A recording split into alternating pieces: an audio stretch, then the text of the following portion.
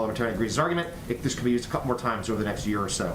Does the White House support that move, and what would it mean for the president's agenda? Well, the White House and the president will leave the mechanics of bill passing to Leader Schumer and other leaders in Congress. Our focus is on proposing an agenda, an ambitious agenda, to invest in infrastructure, to help caregivers across the country, to ensure that we are doing more to help Americans get through this challenging period of time. Go ahead. Thanks, Jen. On infrastructure, since the president is set to unveil his proposal in a couple of days now, what is his current thinking or his economic advisor's current thinking on how much of this package needs to be paid for with tax revenue? Well, the president has a plan to fix the infrastructure of our country. We're currently 13th in the world. No one believes we should be there. And he has a plan to pay for it, which he will propose. But right now, once he proposes that, our focus is also on having that engagement and discussion with members of Congress. If they share a goal of building our infrastructure for the future but don't like the way he's going to propose to pay for it, we're happy to look at their proposals.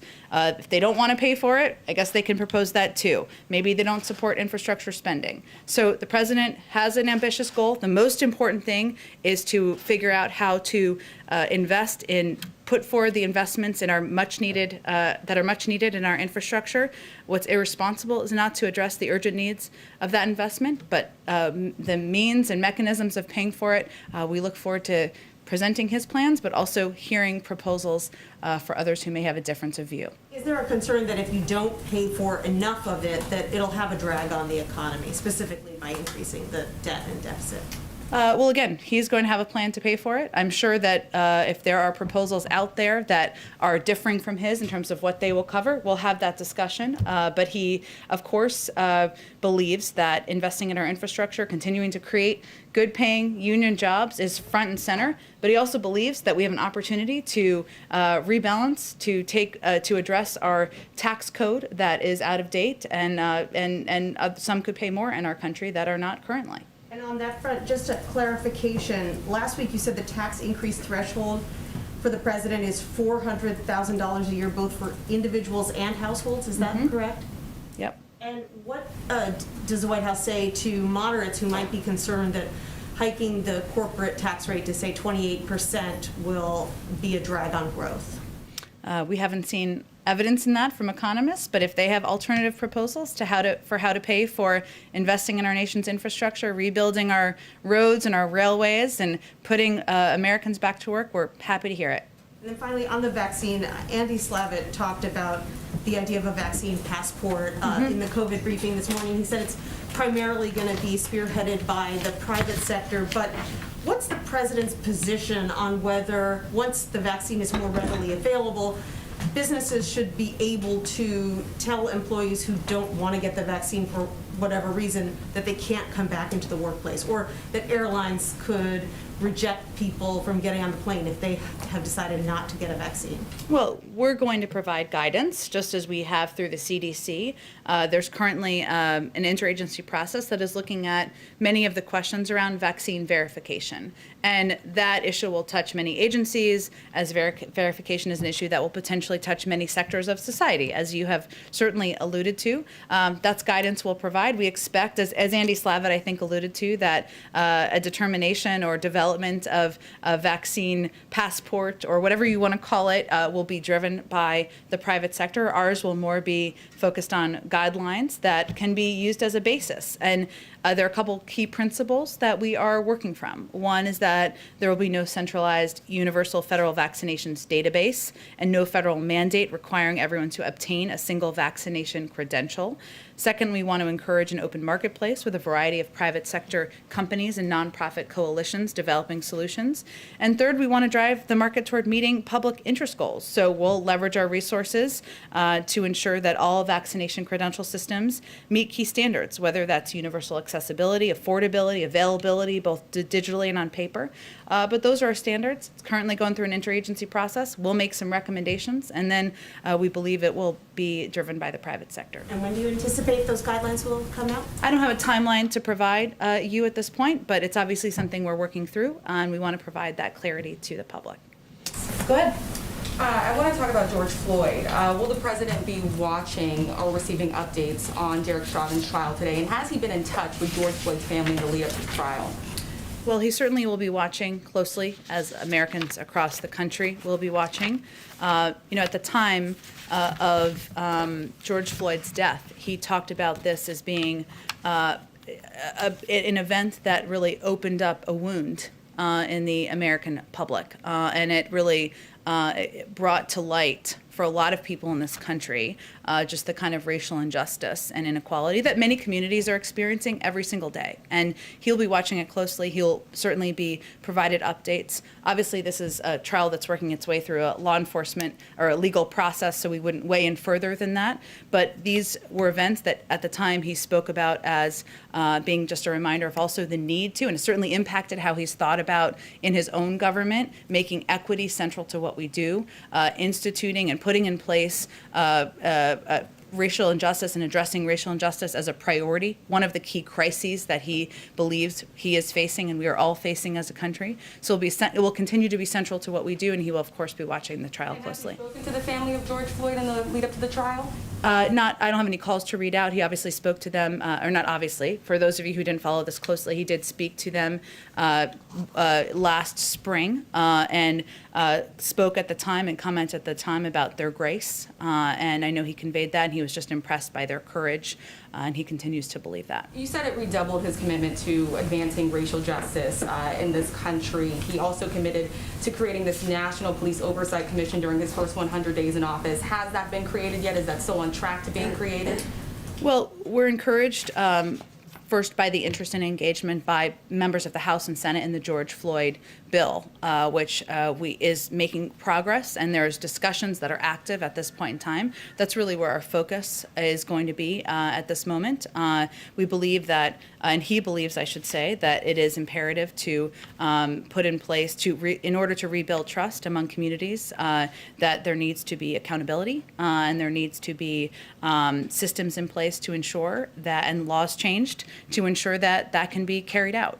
So that is where our focus is. The president supports that piece of legislation, and we're hopeful that he will receive a landmark reform bill on his desk. Will the commission still be established in his first 100 days in office? I don't have any update on it other than to convey that this bill is an opportunity to put in place a number of the actions that many in the advocacy community feel are imperative at this point in our country's history. Kind of an open question here. No firm commitment. I don't have any update on the timeline, but I think what's important to note is that the George Floyd bill, which would put in place and make law a number of the accountability measures and actions that he and so many who watched these events in horror feel are imperative at this point in our country. One last question, if I could, Jen, thank you. I want to just turn to immigration really quickly here.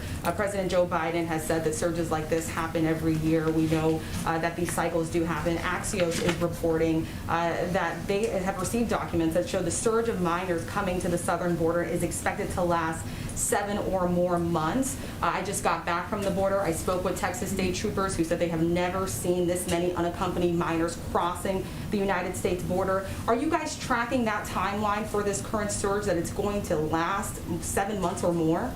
Well, what we're working to do is put in place steps and actions to help address the situation at the border, including, of course, expediting processing and opening up additional shelters, but also reinstituting policies like the Central American Minors Program to encourage young people to apply in their country and not make that treacherous journey. We are also in a circumstance where we are digging out of a broken system over the past 4 years, not just the inhumane policies, but the fact that there were never efforts put in place to look for and seek shelters where these children could be safely and humanely housed. They had a different policy than the president has, of course, but also there was a hiring freeze at ORR in the Refugee Resettlement Office, which made it something that we had to also dig out of when we started. So that's where our focus is on. We are hopeful that as we put these in place, these measures, we can help to address and stem the challenges at the border. Just quick follow-up, just firm answer here. Is the administration expecting a surge in unaccompanied minors over the next several months? I don't have any predictions. Those would certainly come from CBP or the Department of Homeland Security. But our focus now is on ensuring that we have enough shelters, facilities to house unaccompanied children. We just opened 3 last week that would allow for almost 7,000 additional beds. So that's what our focus is in at this point in time. We'll leave the projections to other agencies. Go ahead. Thanks, Jen. Just a couple of follow-ups. On the commission, there was some talk that would be among the first things that he did in his first week or two in office. Did something happen that kind of took that off the table and took your focus more towards the legislative efforts? No, I think it's just a reflection of I just don't have an update on it, but we are working with very closely with outside advocacy groups, with many who have been passionately fighting for greater accountability and greater reforms to be put in place, and we're looking for the most effective means to get that done. And the George Floyd bill is an opportunity to do exactly that, so that's where we are putting our energy and efforts at this point. And then one follow-up on Nancy's first question. Are you saying the entirety of the president's proposal laid out on Wednesday, you will have pay-for mechanisms dollar for dollar across the board? Certainly, yep. Okay. And then the forthcoming WHO report, I know some people have drafts of it. Does the administration put any stock into it whatsoever, given how it was put together? And also, is the U.S. working in a parallel way via its intelligence community, its public health officials, to produce its own conclusions about the origins of coronavirus? Well, it's a little early for that last piece right now, but let me give you an update on kind of where we are. The report, under embargo, of course, is now in the hands of U.S. government experts from the CDC, FDA, NIH, HHS, USDA, DHS, and USAID. That is a lot of acronyms. 17 experts, long-standing leaders in the fields, including epidemiology, public health, clinical medicine, veterinary medicine, infectious disease, law, food security, biosafety, biosecurity. We have a lot of experts in government. We'll be reviewing this report intensively and quickly, and we have some of our best people in government focused on reviewing it right now. We are also communicating closely with our partners and allies around the world to share our ongoing concerns, which we have stated in the past, of course, about the process and our scientific analysis of the report itself once these individuals have concluded their review. We will wait for that review to conclude. We have been clear that an independent technically sound investigation is what our focus is on. And once this is reviewed, we'll have an assessment about the steps forward. Okay, and then last one, a number of House committees last week sent letters to, I think, 16 different agencies and the White House about sending over documents of any communications in the lead up to January 6th and the lead up to the joint session. Do you guys plan to cooperate with that inquiry, and will you be responding both from the White House side and on the agency side with that inquiry? I'm sure we will be cooperating with Congress, but I also know there are many documents that some believe we have here that may not be here. They might be in the archives, so I think we'll have to look and see what documents they are. I'll talk to our counsel's office and see what our expectation is at this point in time. Thanks, Jen. Go ahead. 2 questions, Jen. On the campaign, the president talked about how, and his aides held the view that spending on traditional infrastructure like roads and bridges did not necessarily have to be paid for because it created jobs. And I'm wondering if you could just talk about if he still has that view and how the package unveiled on Wednesday will balance that view of spending versus tax increases. Well, I think we'll have more to say about it once we actually roll out the package. But I think what I wanted to note today and what we want to make clear is that the president has a plan to fix our infrastructure and a plan to pay for it. But we are also open to having that discussion, and we certainly expect to have the discussion with members of Congress as we move forward about areas where they agree, where they disagree, where they would like to see greater emphasis or not. So we'll look forward to having that conversation once the plan's announced on Wednesday. And just one more thing. On Friday, the White House announced that it was nominating Gail Manchin, Senator Joe Manchin's wife, for the job of federal co-chair of the Appalachian Regional Commission. This is a group responsible for steering millions of dollars in states like West Virginia. That nomination came as a surprise to some people on the Hill, and I'm wondering if you could talk a little bit about the process of how the White House settled on Gail Manchin for that job, and what type of input Senator Manchin had in that. I'll have to follow up with our personnel team on the exact process there, but we can do that for you after the briefing. Go ahead, Jeff. Thanks, Jen. The ship that was stuck in the Suez Canal has been freed. I'm sure the White House has been monitoring that. Do you have any sense of what economic impact that week-long, little bit more than week-long event is going to have? Well, my understanding is it's been freed, but it's not yet open, right, the canal, and that will still happen, and there are, of course, ships waiting to pass through the canal. We, of course, are monitoring and will be assessing the impact, but I don't have anything to update you on that from here. Okay. Wonky question alert. Okay, I like the preview. The stocks are falling today because on Wall Street because of the default of a hedge fund. Is this something that the White House is monitoring, and do you have any concerns about it? I would send you to the SEC on that for any further comment, but we, of course, are monitoring as an administration. Less wonky, do you have any updates on the White House's thinking about sanctions against Myanmar and reaction to the latest deaths and killings there?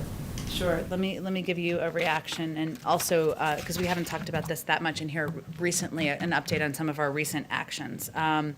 We're deeply concerned by the recent escalation of violence against peaceful protesters in Burma. Burmese security forces are responsible for hundreds of deaths in Burma since they perpetrated a coup on February 1st. We condemn this abhorrent violence against the Burmese people. Their Burmese junta continues to use lethal force against its own people. Last week's killing of children is just the most recent example of the horrific nature of the violence perpetrated by the military regime. We continue to make clear that we will impose costs on the military regime for the deadly violence against peaceful protesters and the suppression of human rights. Today, USTR announced the suspension of all U.S. engagement with Burma under the 2013 Trade and Investment Framework Agreement, effective immediately. This suspension will remain in effect until the return of democratically elected government. Additionally, the sanctions on military-owned holding companies, MEC and MEHL, were we announced last week, are the most significant action since the February 1st coup to impose costs on the military regime. We've also announced a number of actions by the Department of Commerce, new export controls on Burma, and added 4 Burmese entities to the entity list in response to the military coup and violent crackdowns. We, of course, continue to work with our allies and partners and like-minded institutions as we condemn the actions of the military, call for the immediate restoration of democracy, and hold those who seized power accountable. Very last one, also as a follow-up to the CDC and White House briefing this morning on COVID, they made very clear that they are urging Americans to continue to take action to prevent a fourth surge, including non-essential travel. Is the warning against non-essential travel something that the White House is taking into consideration with regard to upcoming travel by the President and Vice President, both for business and for personal reasons? Well, I would say the president travels, as does the vice president, on a private plane. That is the purview of every president and vice president throughout American history. That is, of course, different than traveling on a commercial flight and going to mass events. As you know, the president is not hosting rallies, nor is the vice president. We take the role of being models quite seriously, but I think most Americans would recognize the difference. Go ahead. Thanks, Jen. Just on clarification on the pay-for question. Sure. When you said that it would be paid dollar for dollar, that the infrastructure component would be paid for dollar, were you applying that also to the entirety of the package that'll be released both Wednesday and in April? Or I just want to make sure we're understanding what will be paid for. Well, I think we're focused right now, I should say, on the Wednesday proposal. Obviously, there's still more that's being worked through, but I can, for the proposal later in the month, I should say next month, which is still being working its way through our economic team, but I can assure you that when the president lays out his infrastructure plan, he will also lay out a plan to pay for it, but is, again, open to ideas and proposals from members of Congress if they have a difference of view. And there was an op-ed in the New York Times today by a well-known virologist with the title, "We Can't End the Pandemic Without Vaccinating Kids." The argument is basically that over time there will be mutations that could be more dangerous for children. What is the administration doing to prepare for the possibility of vaccinating children? And does the president have a specific time period for when he would like to see children begin to get the vaccine? Well, we leave that to our health and medical experts and the FDA process, and CDC, I should say, process of outlining guidelines for when it is safe to utilize the 3 approved vaccines, or which one is the best for children. So we will rely on the advice and counsel of our health and medical experts on that front. And just one more. When should we expect the president to announce his next slate of judicial nominees? I don't have a preview or an update for you. Stay tuned. And can you just say, can you give us any insight into the process behind the scenes about, who's leading that process internally? How are you coming up with the slate? I think there are 68 or so vacancies right now.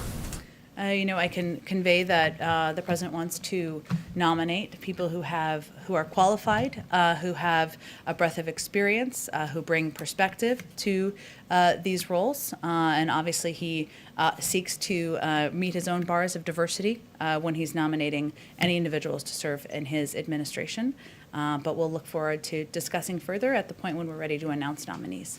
Go ahead. If I could just quickly follow up on Jeff's question. Sure. Is it the White House position that the CDC travel guidelines don't apply if you have a private plane? I think the president, he was asking me specifically about the president's travel and the vice president's travel, and the specifics of the guidelines. You can certainly ask the CDC for further clarification. But what I'm conveying is that the president, and as any president does, travels on Air Force One, whether he is traveling to visit a community in this country or whether he is traveling to go to his home state of Delaware. And I think most people recognize that as being a difference. But if I could ask a foreign policy question, actually. Sure. Ethiopia. Senator Coons recently travelled to Addis on behalf of the president. Since then, we've seen Prime Minister Abiy announce plans for the withdrawal of Eritrean troops from Tigray. Do you have some reaction on that? And is that something that President Biden was demanding? Well, first, we are grateful to Senator Coons for traveling to Ethiopia on behalf of President Biden. We appreciate the time and the deliberation of the Prime Minister, I should say. We're encouraged by the Prime Minister's announcement that the government of the state of Eritrea has agreed to withdraw its forces from Ethiopia. The immediate and complete withdrawal of Eritrean troops from Tigray will be an important step in de-escalating the conflict and restoring regional peace and stability. We hope both governments will make good on this commitment on the ground urgently. Certainly it was a part of the discussion that Senator Coons traveled there to communicate about. And if I may, just quickly on the President's health, he last released a comprehensive health report in 2019 during the campaign. Mm-hmm. Can we expect him to make a trip to Walter Reed soon for his physical, and will you commit to releasing a comprehensive health report in the near future? Absolutely. I don't have a timeline, but absolutely we will do that, and I'll check and see when he's due to go back to the doctor. Go ahead. Hi, Jen Psaki, Rachel Sutherland, Fox News Radio. Hi, Rachel. Wanted to follow up on Juan Gonzalez's recent trip to Guatemala. Mm-hmm. And what kind of progress is made? I understand that Ambassador Jacobson also went to Mexico, maybe to Guatemala as well. Mm-hmm. What kind of progress on addressing the root causes of mass migration can you give us? Well, I think this was their first trip. We just announced an envoy as well to the region, which shows our focus and emphasis on addressing the root causes. And of course, the Vice President of the United States will be helping lead that effort, specifically the root causes, not the border. There's some confusion over that. I know we did a readout after the meetings and the trips last week. I don't have an additional readout for you, other than to convey that we know this will be a diplomatic process. Our view is it's not if, but when we work through with these countries, the best ways we can work together to address root causes. And the president has also proposed an immigration bill that includes $400 billion in funding to help address the root causes as well and help ensure that families and individuals who are making this trip are incentivized to stay in their countries. Just one more here. I've heard some talk about the sponsor families for the children who are in the care of HSS. Mm-hmm. Any idea of how that's going to be set up? And the vetting process for some of these sponsor families, some of them may be family members, as we've heard, Mm-hmm. but it's been a question as to who are the sponsors that would take them in and how will that work? So one of the issues we've been trying to address is that they shouldn't all be treated exactly the same. And obviously, if it's a mother or a father or a biological family member, that's different. There are a number of vetting steps that are taken. Is that what you're asking about? Yeah. That are Who taken? these people that are going to be taking in the children? Well, it really differs. Sometimes there are community groups, there are religious organizations, there are individuals who have been sponsor families in the past. Again, it doesn't mean that these children stay in the country. This is a safe place for them to be while their cases are being adjudicated. But vetting is an important part of this process because in the past there have been scenarios where there has been trafficking. We want to, of course, avoid that. Sometimes that's why it takes a little bit longer and where we're working to expedite the processing wherever we can. Follow up, if someone wants to sponsor a child, any place to go for that, if, say, they're interested? I'm sure we can get you the information for the Department of Homeland Security, Health and Human Services, and the program that they are running. And a lot of it is through local organizations and community groups as well. Go ahead. Thanks, Jen. On Georgia's new laws restricting voting, President Biden called them last week I think the most pernicious thing. Does the White House believe now that the laws have been signed that companies or individual consumers should boycott Georgia or Georgia businesses? Like, what should people do who don't have a voting Congress to vote on the voting laws? The people of Georgia, The people of Georgia, people across the country. they should elect new leaders. They can take steps like any individual can take as an American citizen to have their voice heard and exercise their democratic right. But does he believe that that people should boycott? There are increasing calls for them. That's not a call we're making from here. Go ahead. Thank you, Jen. The Vice President has said before that the exodus of women leaving the workforce during the pandemic is a national emergency. The President has said that we're dealing with an acute, immediate childcare crisis in America. I know that childcare is a part of his infrastructure initiative, and Wednesday we will hear more about his physical... In April, you'll hear more. Well, I guess that's my question. Why aren't we hearing more about this first before the physical infrastructure needs, given that it's such an emergency and given that we're in a situation right now where women are where families are in desperate need of child care assistance? Well, the president and the vice president agree. That's why they pushed so hard to get the American Rescue Plan passed that ensured that millions of families could get funding through the child tax credit, could get $1,400 checks out to a large number of families across the country, 100 million which have already gone out. Why the earned income tax credit was something he fought to have in there as well. But he believes that that's not enough and we need to do more. And so he's looking forward to, in a couple of weeks, laying out more specifics of his plan to do exactly that. Go ahead. So the White House Office of Science and Technology Policy announced this formation of a task force to investigate past tampering with science decisions in the White House. And I'm wondering what was sort of the thinking behind forming that task force, and what do you guys hope to find or accomplish with it? Well, the president issued a memorandum on scientific integrity and evidence-based policymaking, directing agencies to make evidence-based decisions guided by the best available science and data. And so this task force will be taking a whole of government approach to reinstate science across federal agencies and ensure that it is part of how decision-making is made. They're going to examine policies that were antithetical to that mission over the last 4 years, and also look ahead and ensure it's integrated as we move forward. We're just inaugurating that process, and it's just as evidence that the president believes that scientific integrity matters, and it should be central to how we approach governing. Is there a punitive aspect to it? Like, are you trying to find wrongdoers and punish them in some way, or? I think the focus is on ensuring that our policies moving forward, that policies that are not meeting that bar, that are still in place, are changed, and that we institute this as central to how we approach policymaking in our agencies across government moving forward. Okay, and one more. Do you have an update on whether the Vice President plans to travel to Central America or to the border as part of her looking into the root causes of the immigration problem? I don't have an update on her travel, but since you gave me the opportunity, it's important to understand and know that she is focused on addressing root causes in the region. And so travel, I would expect, would be there, the border, and expediting processing at the border, opening shelters, ensuring we're moving kids out of Border Patrol facilities. That is really under the purview of the Department of Homeland Security and HHS. And they will all work together, but the Vice President's focus is on the region, root causes, and engaging with governments directly. So if she were to travel, it would be to Central America or something like that? That would be my expectation, but I don't have any travel to preview at this point in time. Go ahead in the back. to the bloodshed in Myanmar. What is China's role in the crisis of Myanmar, and what do you expect Peking or Beijing to do? What do we expect Beijing to do? Well, certainly when we engage with partners in the region, China is one of those countries, of course, in the region. I don't think I have anything more in terms of calls for action, other than we have worked through the National Security Council, or through the UN Security Council, I should say, through several global entities to ensure we are sending a clear message as a global community about the actions in Burma, and that we are taking sanction steps as a coordinated global community as well. Go ahead in the back. Thank you, Jen.